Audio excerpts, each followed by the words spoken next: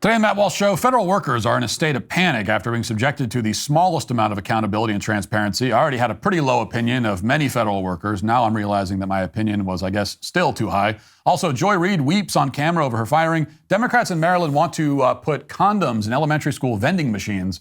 And one of the worst movies I've seen in a long time is in line to win a bunch of Oscars in a couple of weeks. We'll talk about all that and more today on the Matt Walsh Show.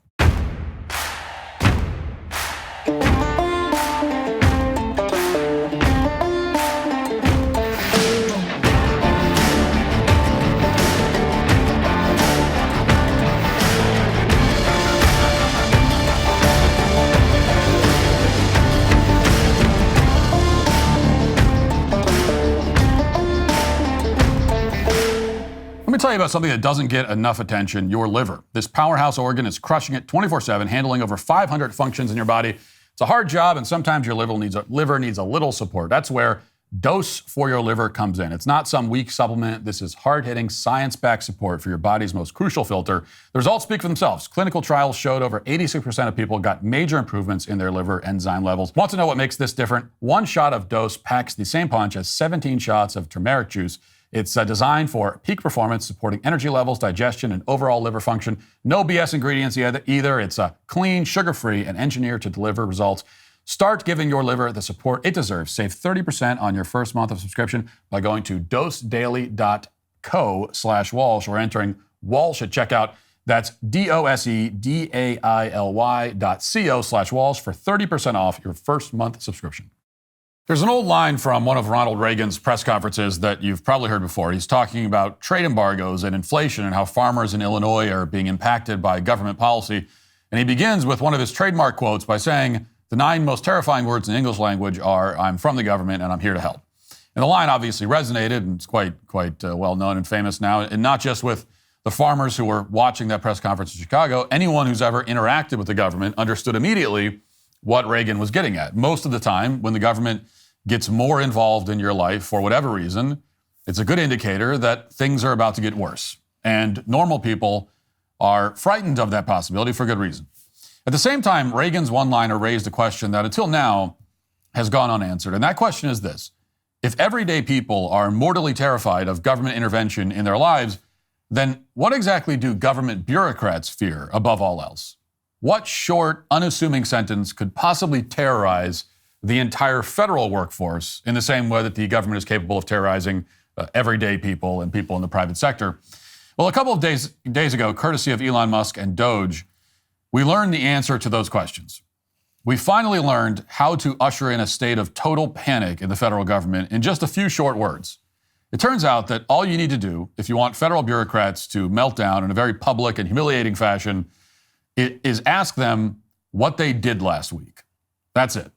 To bring the entire federal bureaucracy to its knees, you just need to pose a question that every single private sector worker on the planet is able to answer and knows they must be able to answer or they will be fired. As you may have seen by now, here's the email that I'm talking about. It was sent by the Office of Personnel Management, which is essentially the HR department of the federal government. And it was clearly drafted by Elon Musk, who famously asked this same question to the old CEO of Twitter before Musk took over and fired him.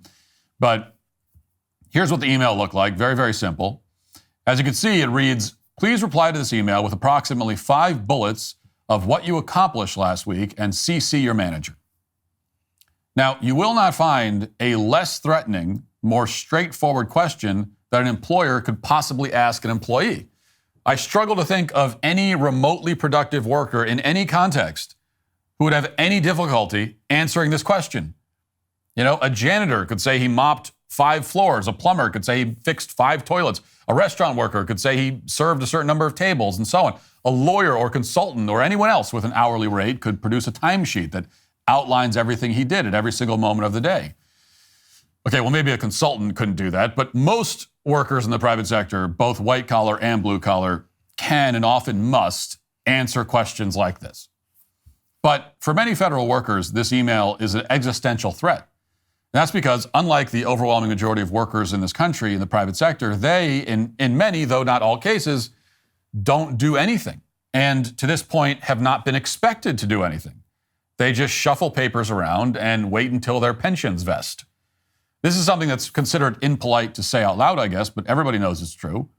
In many cases, these federal jobs function like a kind of welfare that's designed specifically to provide fake jobs to certain demographics. And that's not some right-wing conspiracy theory, by the way. Spend 5 minutes reading left-wing media, and you'll find this statement isn't even controversial. I mean, they come out and admit it. For example, here's a report this week from NBC BLK, which is NBC News division that produces reports for black people, which is something that exists for some reason, I guess. And we'll put it on screen. The headline reads, quote, "Much of the black middle class was built by federal jobs.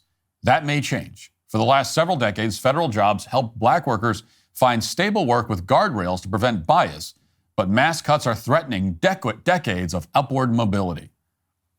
In other words, yes, these federal jobs don't really benefit the taxpayers who are funding the salaries. Instead, they benefit certain demographics that without these fake jobs would not make anywhere near as much money. In their panic over Elon Musk, Democrats and the corporate press are finally just coming out and admitting that. And as you expect, they're going to fight like hell to keep that gravy train going. Some federal workers have just filed a lawsuit against the government because of the email asking them what they do all day. Yes, rather than answer an extremely basic question that demands a bare minimum of accountability, federal workers would rather go to court. As Axios reports, quote, "Federal workers sue over 'what did you do last week' email. Only federal agencies have the ability to hire and fire their workers," the lawsuit says. The Office of Personnel Management, the federal government's HR office, which sent out the email over the weekend, does not have that authority, the suit alleges. They're specifically objecting to Elon Musk's statement that if workers don't answer the email, it'll be taken as a resignation. They're arguing, in essence, that federal workers are entitled to ignore emails from their bosses asking them what they do all day. That is the extent of entitlement that we're dealing with here.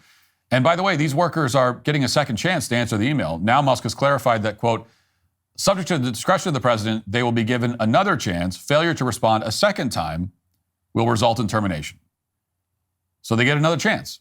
And it looks like if they want to keep their jobs, these workers should just take it. Already, several federal departments have told their employees that they need to reply to this email. The Department of Transportation has instructed workers to reply.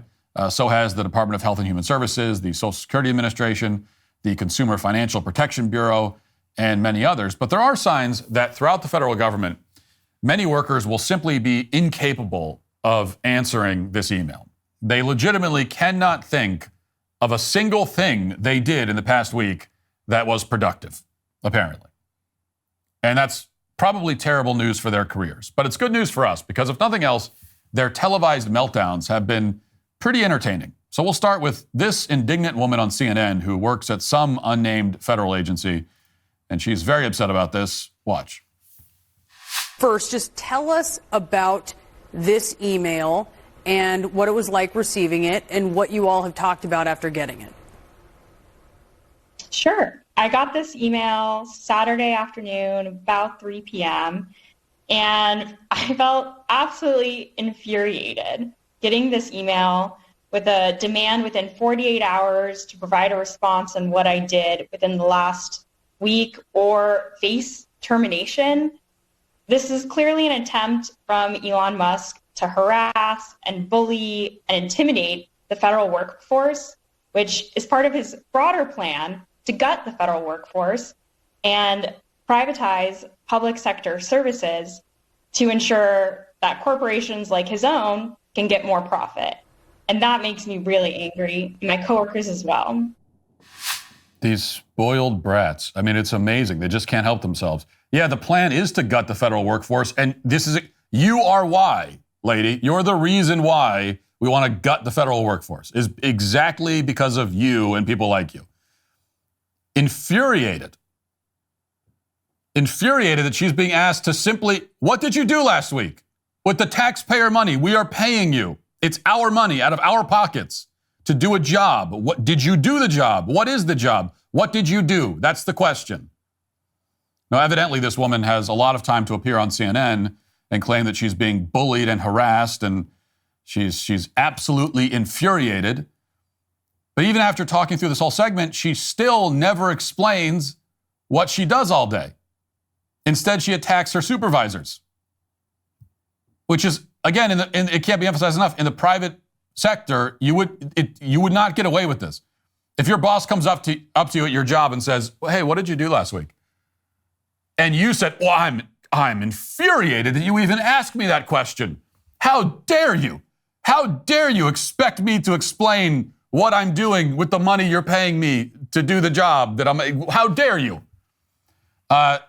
If you responded that way, you would just be fired. And of course, this woman is just one of many examples. On Reddit, federal workers are posting various plans for non-compliance and retaliation. They're talking about ways to spam the federal email system, for example. One viral post, which was picked up by CNN, reports that some federal workers may be considering leaking top secret information to foreign adversaries. That's how committed they are to public service. Okay? Rather than explain what they've done last week, they would rather commit treason. That's what they would prefer. And what's especially funny about this whole meltdown is that a few years ago, documents obtained by the investigative reporter Patrick Hauff found that 25% of federal workers went a full month without even attempting to check their emails during the COVID lockdowns. So they just went dark. A full month. So really, you could make the case, as Musk has, that these emails are necessary just to make sure these workers are still alive. This is like proof of life. We just want to make, are you alive and opening your laptops at least every once in a while?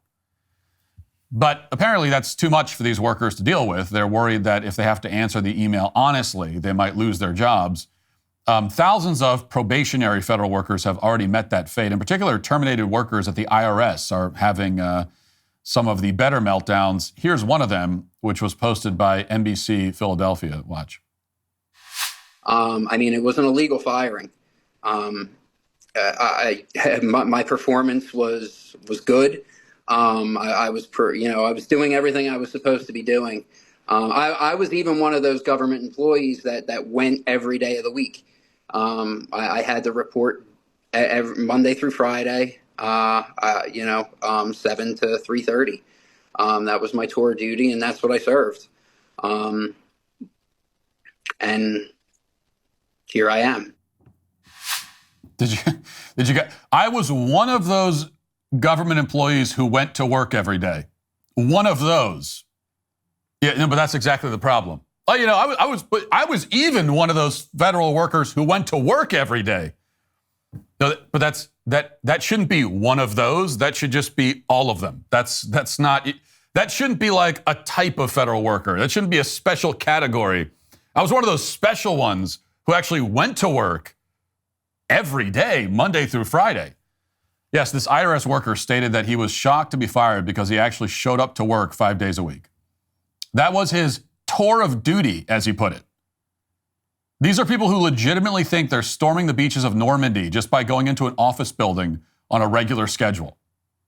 They cannot imagine a scenario in which normal people don't see them as war heroes because they leave home and commute to their job and occasionally conduct audits that make people's lives a living hell and then punch out at 3:30 in the afternoon. Okay, they have a schedule about as grueling as a third grader. That's when elementary schoolers get home, is 3:30. So this seems to be something of a trend at the IRS. Here's another recently terminated IRS worker with his sob story. I was just in training. I waited 4 months to go to training just to be fired. He's one of 6,000 plus federal employees who work for the Internal Revenue Service fired this week as part of mass layoffs happening under the Trump administration. The majority of those workers, like Charles, were probationary workers employed for less than a year. Charles told us more than 24 employees were laid off from his office here off Gessner. He says it took over a year to get his dream job as a tax-exempt officer dealing with nonprofit organizations and compliance. His pride and passion taken away. Excited. I was so excited to learn the job. I was telling my management I was going to be the best. They can count on me. And it's not like I have no say-so. Like they just toss you away. And I thought corporate America was like this, not the government.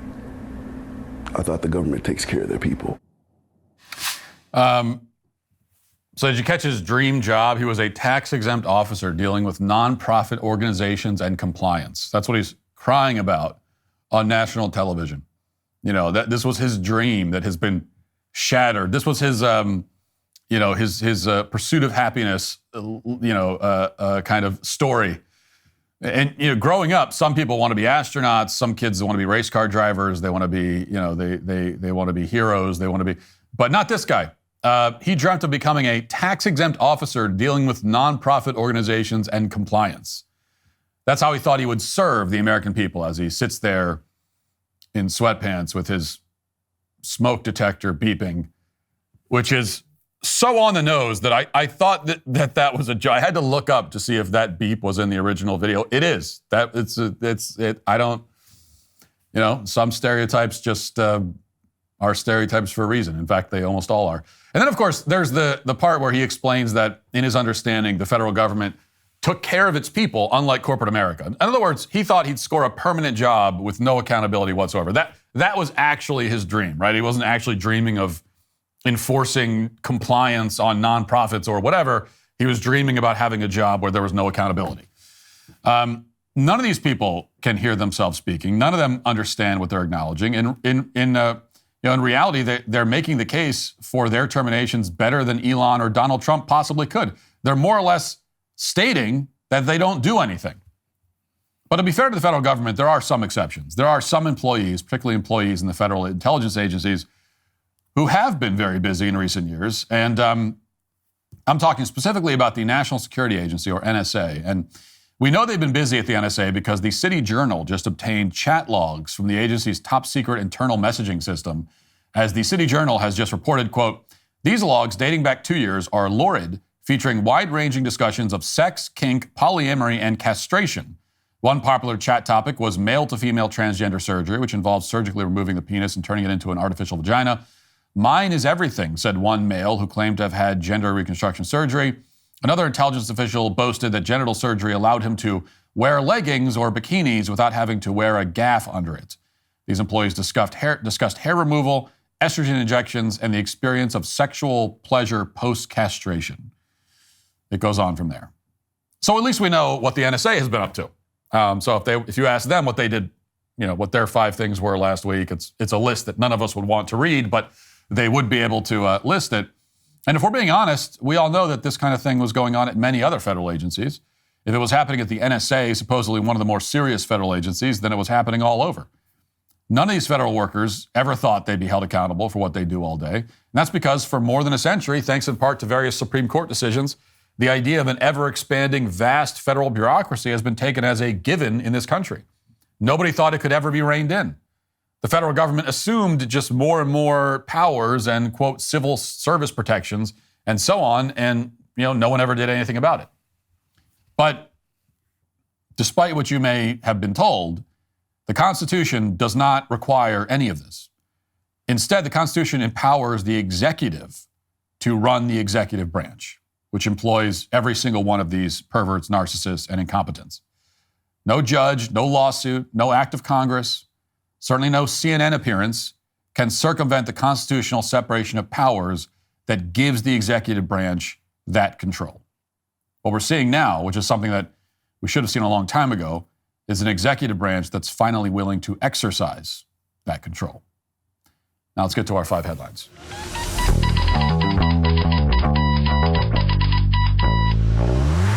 You know what keeps me up at night? The state of our country. But at least I'm not tossing and turning because of my mattress anymore. That's right, folks.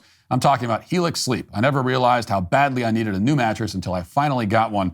My Helix mattress actually supports my body the way it should, and I'm sleeping straight through the night for the first time in years. The best part is waking up actually feeling refreshed instead of dragging myself out of bed. What makes Helix different is they don't just sell you a random mattress. They actually customize and match you with the perfect one for your body and sleep style. Whether you're a side sleeper, back sleeper, or somewhere in between, they've got you covered. Helix has a sleep quiz that'll match you with your perfect mattress in under 2 minutes so you can better sleep and get a better start to each day. And trust me, when you find the right match, you'll wonder how you ever slept on anything else. Right now is actually the perfect time to upgrade your sleep because Helix is offering an incredible President's Day sale. This offer is exclusive to my listeners and even better than you'll find if you visit their main website. So go to helixsleep.com/Walsh to get 27% off site-wide. That's helixsleep.com/Walsh for 27% off site-wide. helixsleep.com/Walsh. Yesterday, we talked about the tragic passing of Joy Reid's show on MSNBC, and I explained why I'm personally heartbroken by the news, mainly because we now lose all the content that her show provided to lazy right-wing podcasters like myself. And but we now have Joy's reaction to this news, which we didn't have yesterday when we talked about it. And it is everything that you would expect and hope for, minus the smoke detector beeping. Here it is. My show had value, and that that what I was doing had value. And in the end, I try not to cry on TV. And this is kind of like me on TV, so I apologize. And then it mattered. I see Karen is there, and she's been texting me as well. And so what I will just say is that in the end, thank you. Where I land is that the moment of guilt that I felt, that I went hard on so many issues, whether it was the Black Lives Matter issues of a young baby or a mom or a dad that was killed, or when we opened up people's eyes to the fact that Asian Americans were being targeted and not just Black folks, or went hard for immigrants who've done nothing but come to this country like my parents did and try to make a life and defended them.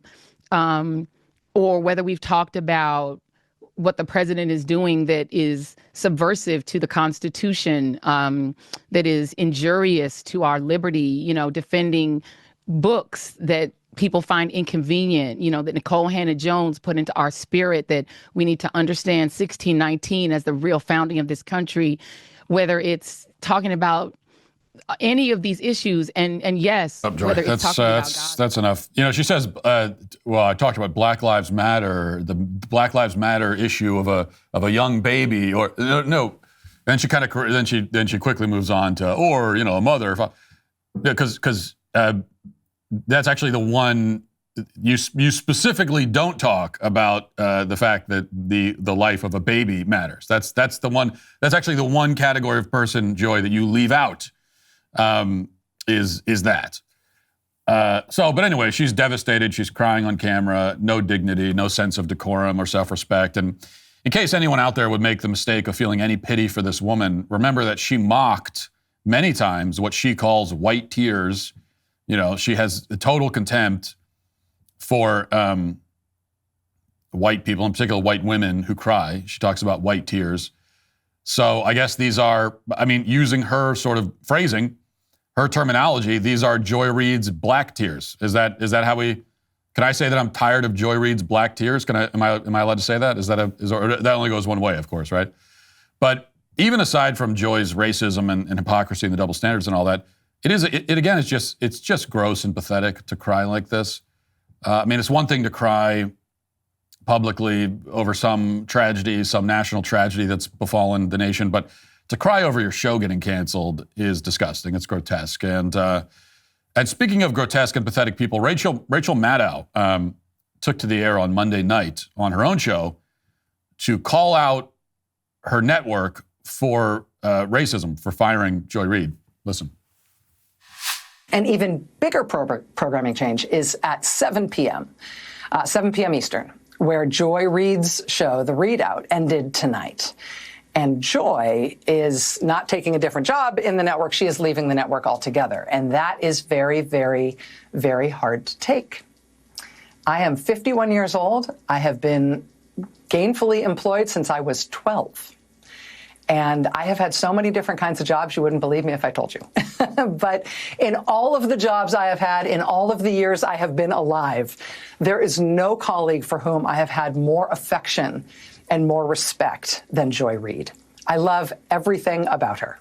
I have learned so much from her. I have so much more to learn from her. I do not want to lose her as a colleague here at MSNBC. And personally, I think it is a bad mistake to let her walk out the door. It is not my call, and I understand that, but that's what I think.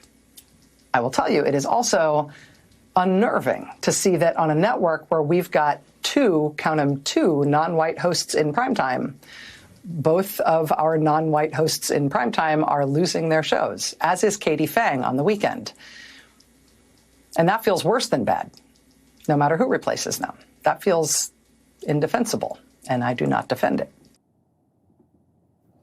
So it's unnerving, she says, unnerving. It's unnerving and indefensible to fire a non-white host. I guess if you have a non-white host, you just are obligated to keep them on the air indefinitely, no matter how far their ratings sink, which of course is, so all you're doing is hurting the cause of non-white TV hosts, because then the lesson you learn from that, if your TV network is like, well, we better not hire any non-white people to host any shows because we're not allowed to fire them ever. And when it comes to ratings, by the way, Joy's ratings were really bad. I mean, like just in the key demographic, which is all that really matters to the cable news shows, 25 to 54, the key demo. Guess how many people in like the last week of her show, how many people on average tuned in that demo? 60,000. 60,000 people in a key demo. Okay, that's like nobody. I mean, if we put up just a YouTube video and it gets 60,000 views, we're like, well, that didn't really work. And that's just for a YouTube video. This is a prime time cable show, 60,000. And that, you want to talk about indefensible, that is indefensible. Those are indefensible ratings if you want to keep your job. But Maddow says that they're morally compelled to keep the show on the air, I guess. Even if it gets 0 viewers, it should still stay on as again, a kind of like welfare system, I guess. Never mind the fact, and the thing that makes, of course, making this about race is so absurd for every imaginable reason, but the show is being replaced, apparently, by another show that is hosted by 3 people. 2 of them are black. So Joy Reid is being replaced not just with 1 black person, but 2. And yet it's still somehow racist to fire her. And also when Maddow says that, well, we only had 2, count them, just 2 non-white hosts in primetime. Well, primetime is 4 hours. So that's 50% of the slots go to non-white people. That means that non-white hosts are overrepresented on MSNBC. By per capita, if you're judging by population metrics, there are too many non-white hosts on MSNBC, not too few. Not that I'm looking to defend MSNBC, of course. I'm perfectly happy to see the network get eaten alive from within. It's a lot of fun to see that, as always. But it just goes to show that the left is not free of, and will never be free of, this kind of racial insanity that has defined it for so long. I know we talk about wokeness being dead, and it is certainly on the run. It's backed into a corner. It has been losing battle after battle, but it's not actually dead because, look, if Joy Reid could be fired for having abysmal ratings and nobody on the left, nobody prominent on the left made it about race, then that would be a pretty clear sign that wokeness is basically dead. That didn't happen. Instead, they all did exactly what you knew they would do, which is make it about race right away. No hesitation. So this is who they are. It's how their minds work. It'll never change. Okay, well, we've lost Joy Reid for now and all the content she brings, but fortunately, we still have The View. So we still have them, and here they are yesterday claiming that it is unchristian to criticize wokeness. Listen. I thought about the conversations you and I have had, Whoopi, so many times about the co-opting of the word woke, and the fact that the right somehow has made it a dirty word. To be woke is a word that came out of the African American community, and it was about acknowledging social justice inequities, acknowledging people suffering. It is not a bad thing to care about other people, to care about the sufferings of others, and to act upon it. And so Whoopi will often tell me, well, I've never been asleep. Yeah. And that's how I feel. My parents, they grew up in the civil rights movement. I grew up in the late 60s, 70s. I was always a part of it. And so I've never been asleep. And so it angers me when people are like, this woke stuff It's got to go. That's telling me that you don't care about my lived experience. You don't care about the oppression of the LGBTQ community. You don't care about the oppression of the disabled. You don't care about the oppression of immigrants. You don't care about your fellow neighbor. And that is ungodly. That is not Christian. So. Well, that's true. I don't care about the oppression of LGBT people or disabled people or minorities in this country because it's not happening. So it's hard to care about something that isn't actually occurring. It's hard for me to care about a thing that is fictional, unless it's, in a movie or something. The word oppression has a meaning, and the meaning of oppression is that this is cruel or unjust treatment being inflicted on a person or a group by somebody in power. It's an unjust, cruel use of power against a person or group. That's what oppression is. So in what way are LGBT people or black people or even disabled people, since they got wrapped into this somehow, in what way are they being unjustly and cruelly treated and abused by people in power? And I know when you say that, people on the left are like, well, what do you mean? There are a million ways. Are you kidding? It's the easiest question. Okay, well, go ahead. Easy question, right? Give me one example. Just one clear example. You can't do it. So that's our problem with wokeness. One of the problems, anyway. As a woke person, you expect us to have sympathy for the entirely invented plight of people who are not only not being persecuted, but are often the recipients of unfairly advantageous treatment. And that's because in your woke mind, oppression and persecution are not words with any objective meaning. These are not things that actually happen. Or at least it doesn't matter if they happen or not. What matters is that you feel like they're happening. So to be woke is to believe that your lived experience, a phrase that only a woke person would ever be vapid enough to actually say out loud, your lived experience, quote unquote, which is to say your own personal perception, your feelings about your experiences, more than the experiences themselves, outweigh the facts on the ground. And that, by the way, so many people, I've always complained about this phrase lived experience because it appears to be, redundant. I mean, of course, if you had an experience, of course you lived it. You can't have an unlived experience, can you? And it is redundant when taken literally, but you can't take anything that woke people say literally because, again, nothing has any objective, literal meaning in their minds. So what they actually mean when they say lived experience, what they mean is felt experience. To live and to feel to them are the same thing. These are words that are interchangeable. And so what they're saying is felt experience. And there is a distinction between your felt experience and an actual experience. Like there's what's actually happening, and then there's how you feel about what's happening. And so when they say, well, my lived experience is that I've been oppressed, what they mean is I feel like it. My experience is that I feel like I'm being oppressed. And then when a rational person responds and says, well, yeah, but you weren't actually oppressed. Like that didn't happen. Well, but I feel like it did. So I feel like it did, so then it basically did. That's what it means to be woke. And so yes, our lack of compassion and concern and empathy is for that your feeling. Like we don't. If you feel a certain way and the way you feel it totally contradicts the reality on the ground, then yeah, we don't care about your feeling. We can't do anything about that. That is your problem. I mean, that's like the very definition of a you thing. There's nothing we can do about that. So that's the difference. The Post-Millennial reports this. The Maryland House of Delegates passed legislation on Friday that would repeal a prohibition on selling condoms in vending machines within public schools. House Bill 380, sponsored by Democrat Delegate Nicole Williams, would allow contraceptives to be sold in vending machines in nursery schools, preschools, elementary schools, and high schools, according to the Baltimore Sun.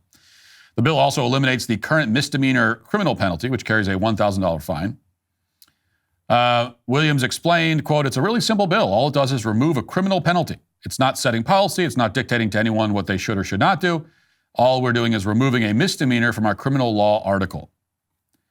The bill, however, has drawn criticism from Republican lawmakers. Republican delegate Kathy Zaliga referred to it as condoms for kiddies, saying the bill goes too far.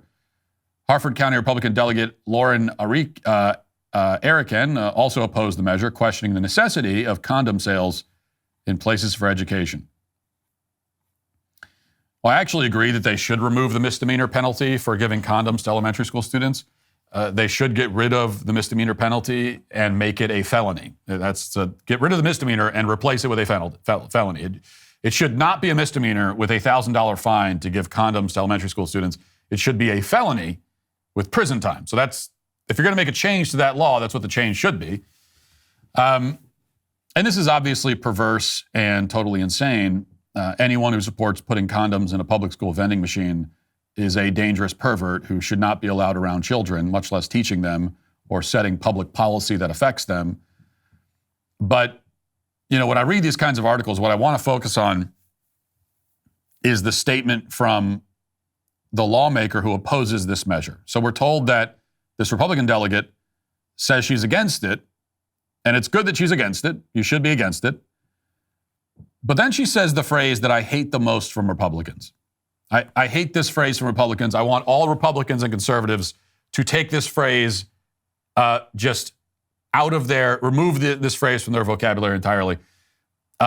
This is a phrase that will be on the tombstone of the Democrat Party, or rather the Republican Party. This is the tombstone of the Republican Party, is this phrase, "This goes too far."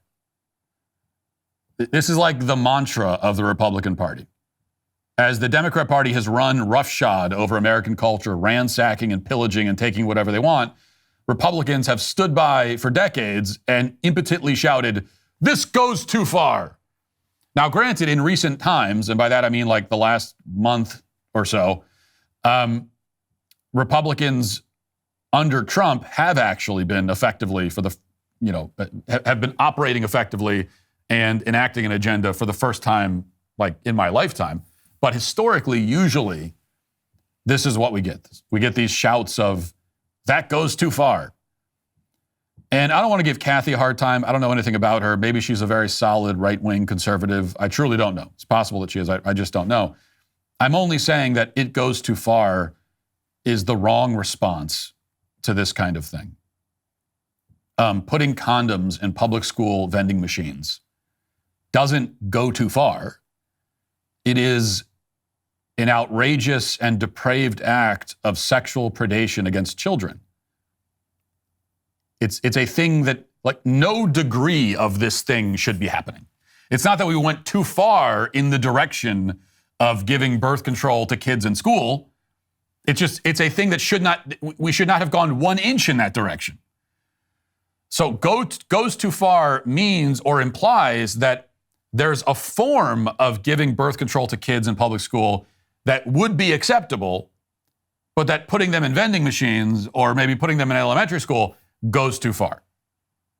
So goes too far is what Republicans have historically said when the left tries to enact some crazy far left policy, but Republicans would prefer a slightly less crazy far left policy. It's like if somebody robbed you and stole $300 out of your wallet, and then you shouted, "Well, this is ridiculous. You've taken too much. You stole too much from me." Well, because when you wouldn't say that, because obviously you're implying that there's a certain amount of money that you would be okay with them stealing. And your issue is not that you got robbed per se, it's that they took more money than you would have preferred for them to take when they did rob you. No, in reality, 10 cents is too much when you're getting robbed. There's no amount that is the inappropriate amount. And it's the same thing here. So I'm not trying to be pedantic, but I've been following politics for long enough to know what these phrases mean. And the point here is important. We should not merely object to public schools going too far in their efforts to sexualize children. We should object wholly to the sexualization of children in every form and to any degree whatsoever. Another way of putting it is that we need to object in principle to these kinds of things, not just to the kind of crazier manifestations of it, but but to the thing itself is what we should object to. All right, let's get to the comment section. If you're a man, it's required that you grow a beard. Hey, we're the Sweet Baby Gang. Tax season's here again, and the IRS isn't messing around in 2025. Look, I get it. Tax problems are about as fun as a root canal. Maybe you've got some unfiled returns collecting dust, or you're sitting on a pile of back taxes that's giving you night sweats. And with April 15th breathing down your neck, it's tempting to just walk into the woods alone, never look back, and hope it all goes away. But here's the thing. Trying to ghost the IRS, well, that's like trying to outrun a bear. Spoiler alert, it does not end well. And that's why you should let Tax Network USA deal with this headache for you. These folks aren't your average tax people. They've got a direct line to the IRS. Apparently that's a thing, so they know exactly which agents to talk to. Whether you're in the hole for 10K or 10 mil, they've got tricks up their sleeves that actually work. They've already sorted out over $1 billion in tax debt, so they must be doing something right. Talk with one of their strategists today. It's free. Stop the threatening letters, stop looking over your shoulder, and protect yourself from property seizures and bank levies. Don't let the IRS control your future. Call 1-800-958-1000 or visit tnusa.com/Walsh. April 15th is just around the corner, so act now before the IRS acts first. Okay, a lot of comments on the beard subject, so these are all beard comments we're going to do today. Matt, during the beard segment, you said beards are one of three things you agree with the Taliban on. Can you please list the other two for historical record? That feels like a trap. Feels like you're trying, you're trying to trap me. You're not going to trick me into singing the praises of the Taliban again. Not again. Not for 2 shows in a row. Only one. That's a once a week thing. We don't do that every day. So check back next week and maybe we'll revisit the topic. Worse with a beard. David Letterman. No, a lot of people have tried. I said I defy anyone to come up with an example of a man who looked worse after growing a beard, and there have been many attempts, all of them unsuccessful. David Letterman is also a failed attempt to come up with an example. And by the way, I said every man looks better with a beard. I didn't say that every man necessarily looks better with a beard grown down to his ankles. I respect those kinds of beards. I respect the effort, but you can have too much beard. I will say that. I mean, it's possible. Like it can get to a point. It's like if I said every man looks better if he builds muscle. That's definitely true. Every man would look better if he built muscle. It could go too far. I mean, you could be just a roided up lunatic, one of these over the top bodybuilder types where you've got biceps 5 times bigger than your head, kind of thing, where it doesn't even look like your body matches anymore. You look like you took the head from another person and put it on your body. Then it starts, and the muscles aren't even functional anymore. Like you wouldn't even, you can't. There's no function. It's all just there for show. So it could get to that level where it's too much. Okay, you've gone too far, but that doesn't disprove the statement that every man looks better if he builds muscle. And same for beards. Every man looks better if he grows a beard. Ben Shapiro, Michael Knowles, both need beards, LOL. Well, they do. And, and I've talked to both of them about this privately and publicly. I've called them both out for their, I think, outrageous refusal to grow a beard. And the crazy thing is that Ben, for a short period of time, looked like he was threatening to grow a beard. And it was a good look. I tried to encourage him when he kind of had the beard thing going slightly. This was, as in the last year or two. And I can remember even privately giving some encouragement, like, keep it going. And then he just gave up. And this is the thing. A lot of guys will do this.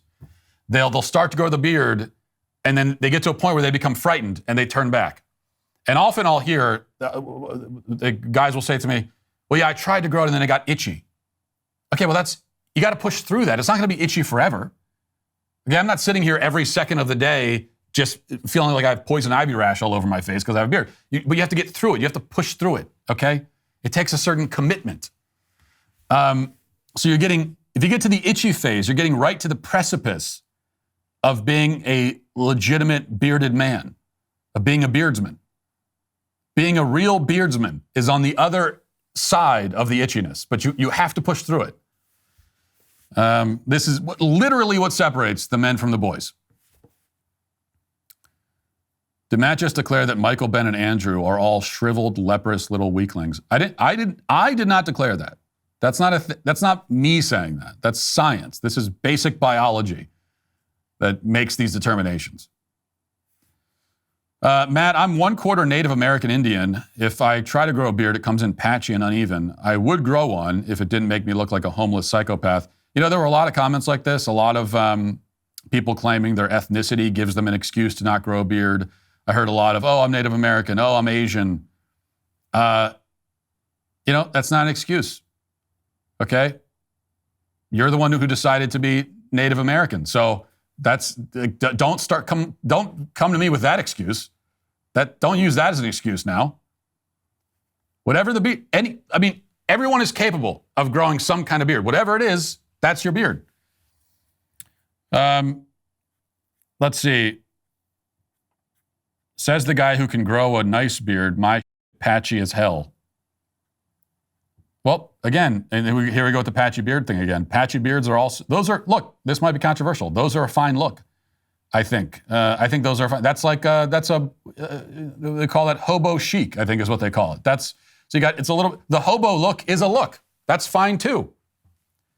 So I would rather look like a hobo than look like a baby-faced freak, okay? So those are your two options, I'm afraid. Those are the two options that you have. And I'd take the hobo look in that case. You look like a hobo doesn't mean you actually have to be one. Okay, I didn't say you have to actually go get a box and lay on a street corner. Matt, why don't you have a beard? Are you stupid? Matt, half a second later, buy these Jeremy's razor blades. That's fair. That's fair. Actually, that's not fair because you know what? This is another misconception. I hear this a lot. Well, what are you selling Jeremy's razors if you're such a fan of beards? Well, first of all, I don't sell them. Like it would be my choice. So this is not a product that I would choose to sell. It's not my product. But second, just because you have a beard doesn't mean you don't use a razor. Like if I didn't use any kind of razor at all, I would be like a werewolf. So you do, it's a little bit of maintenance. That's what the razor's for. These two things do not contradict. So nice try. This is one you don't want to miss. On Tuesday, March 4th, President Donald Trump is addressing a joint session of Congress at 9 p.m. Eastern, laying out his America First vision, tackling immigration reform, economic revival, and national security. And we're not sitting this one out. Join us for Backstage Live at 8:30 p.m. Eastern, our pre-show breakdown with me, Ben, Michael, Andrew, and Jeremy. And then we'll watch the entire speech together, live on Daily Wire Plus. When Trump's done, we're back with unfiltered, no BS reactions you won't get anywhere else. This is the event shaping America's future, so make sure you're there. Watch it all live on Daily Wire Plus this Tuesday night. Subscribe now at dailywire.com. Now let's get to our daily cancellation.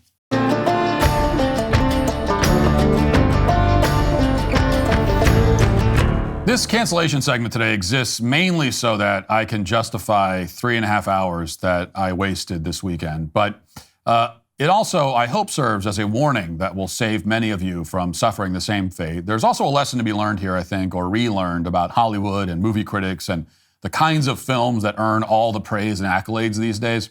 So my wife and I just watched a critically acclaimed new film called The Brutalist. And this is a movie that, when the Oscars roll around in a couple of weeks, is likely set to take home several awards. It has been nominated for 10 Academy Awards, including Best Picture.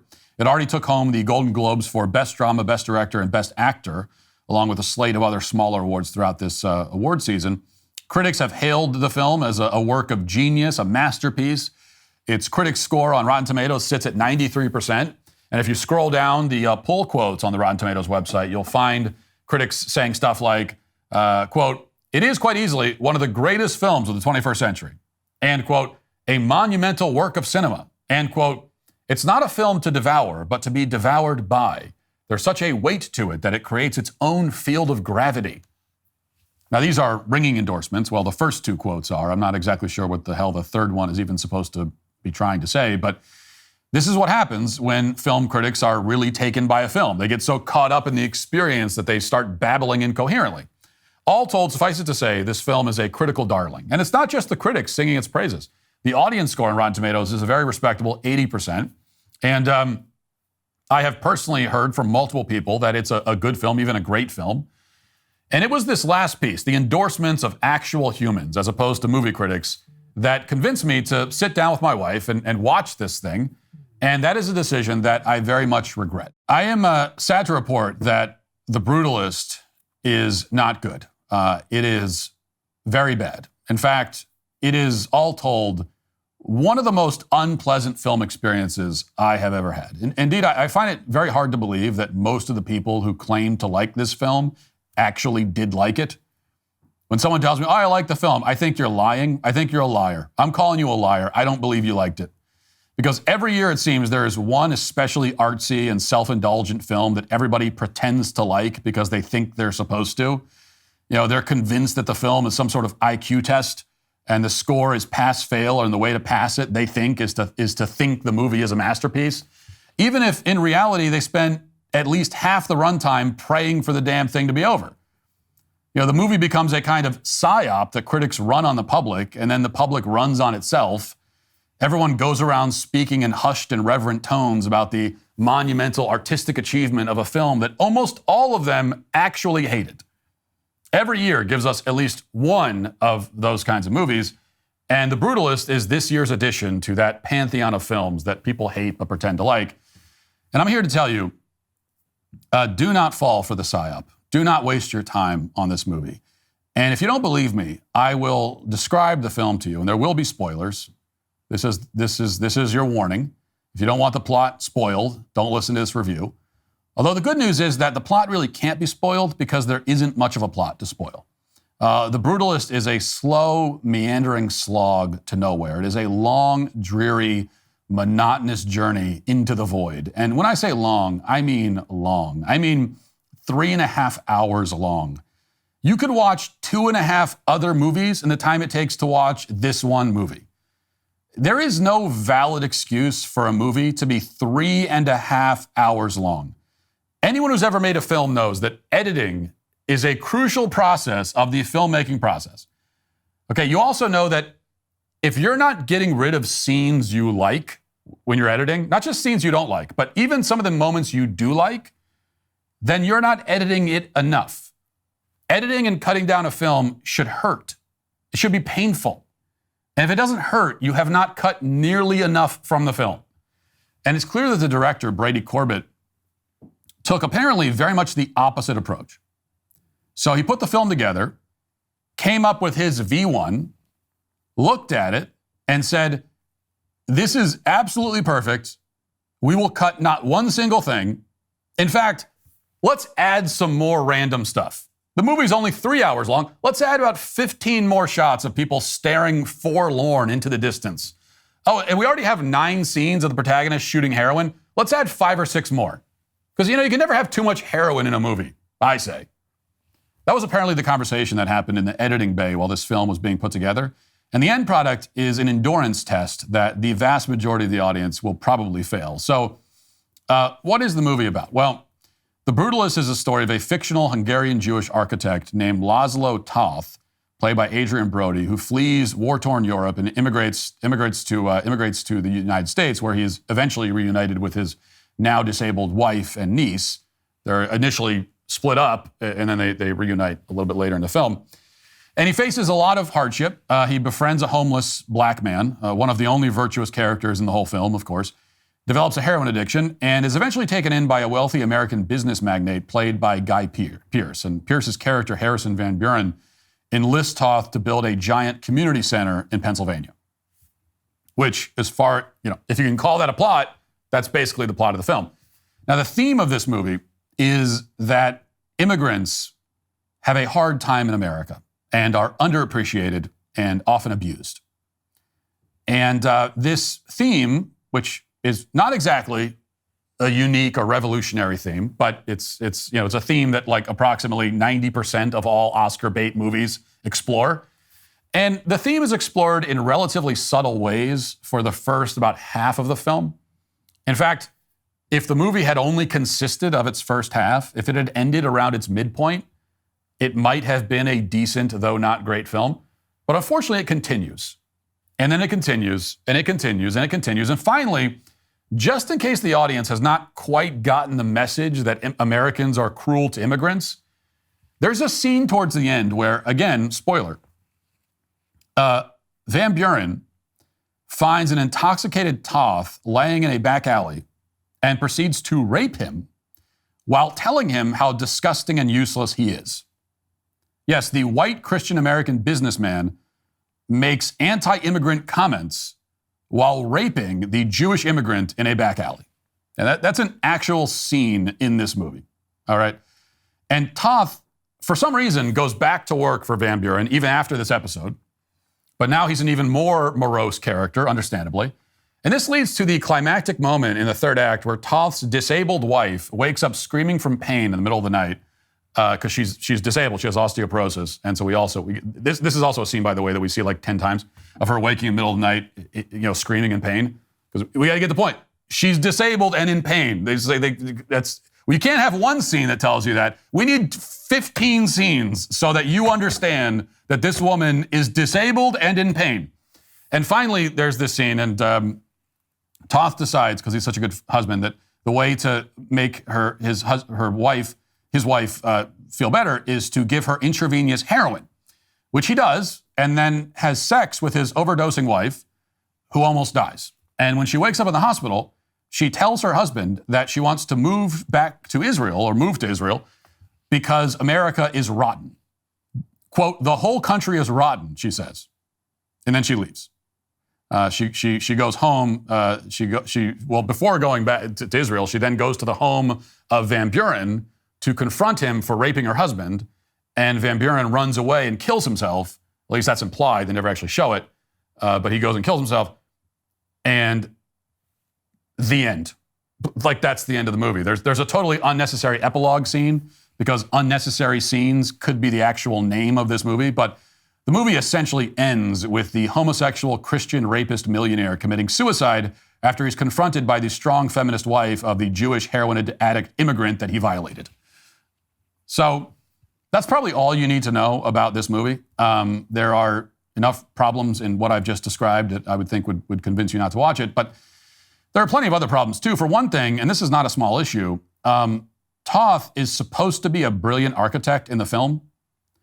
Like, the whole point is that he was a brilliant architect. He came here, he can't get a job, he's shoveling coal, and then Van Buren discovers him and says, oh my gosh, look at your buildings, it's beautiful. Except that his buildings are monstrously hideous. They are these clunky, behemoth, unartful masses of concrete. And in a way, they're a good metaphor for the movie itself. And meanwhile, the main character, Toth, has essentially no redeeming qualities. He's a junkie and an adulterer who designs ugly buildings. Even worse, he gets raped by a man and still goes back to work for him. Doesn't have to, by the way. He's at this point, he actually, at this point in the film, he had gotten a job in New York, like just a steady, stable office job in New York. He could go back to that. He's not desperate and impoverished. He decides to go back and work for the guy who just raped him. And then he leaves it to his disabled wife to go confront the guy. Now, I'm not saying that movies have to have happy endings or that they have to always tell stories about saints and heroes. I have nothing against said movies. I have nothing, in principle at least, against movies that focus on flawed people or even bad people. The Godfather is one of the greatest films of all time, after all. But if you want me to spend 3.5 hours with a character, if you want me to stay invested through something like 30 years of this character's lifespan, you have to give me some reason to care about him. And there is no reason to care about this character. There's a principle in screenwriting called save the cat. It's a phrase coined by Blake Snyder. And the idea is that in a film, you want your protagonist to do something generous or heroic in the first 10 or 15 minutes of the film in order to get the audience on his side and to make us care about what happens afterwards. And I think this is probably an overly simplistic rule. It's a formula that doesn't always hold up. But there's a general point which is true, that as the filmmaker, you need to give us as an audience a reason to care about this character. And The Brutalist does the opposite. It takes a kind of anti-save the cat approach. And in this film, the protagonist, in the very beginning, makes it to America without his wife, His wife is, as far as we know, still in a concentration camp. And the first thing he does is visit a prostitute. His wife is in a concentration camp, and his very first move is to have sex with a hooker. A scene that, like many other sex scenes in this movie, they show in long and gratuitous detail. And I have no idea why. I mean, this is, I don't know who gratuitous sex scenes in movies are for. I don't, every time I see it in a movie, and there's like 5 or 6 of them in this movie, who is this for? Why is this here? Anyone who wants to watch porn can find it anywhere else on the internet. Like, they don't need to sit through a 3.5-hour movie about a Holocaust survivor to see porn. They could unfortunately find it anywhere else. The rest of us would prefer not to have it interjected into the middle of a film for no reason. Okay, like, you want to have the guy visit a hooker. Story-wise, I don't think you should do that. I think all it accomplishes is it makes me hate this character, and then you're going to put this character through the ringer for the next 3.5 hours. I don't care about what happens to him after that, because, like, he's a bad guy, so I just don't care that much. But if you want to do that, you can show the guy walk into the brothel and then walk out buttoning his pants up, and we get it. We can fill in the rest. We don't need to actually see the stuff that happens in between. No adult watching the movie is going to go, well, what happened in there?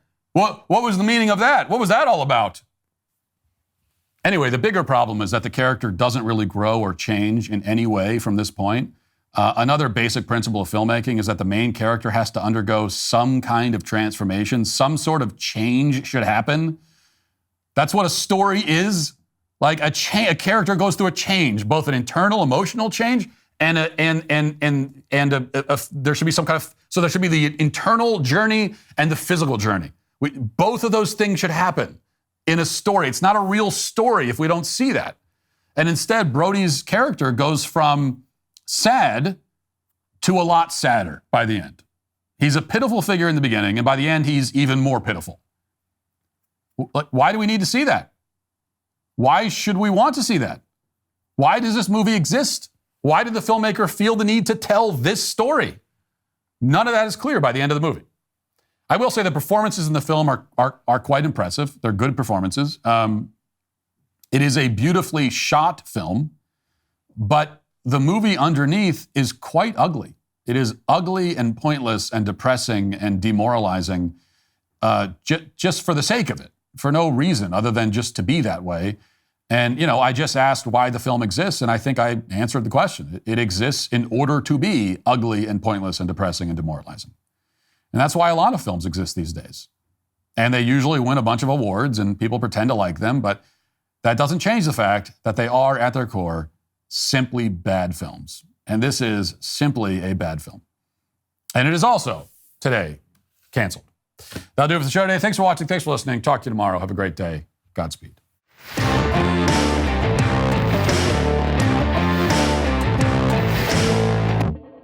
John Bickley here, Daily Wire Editor-in-Chief.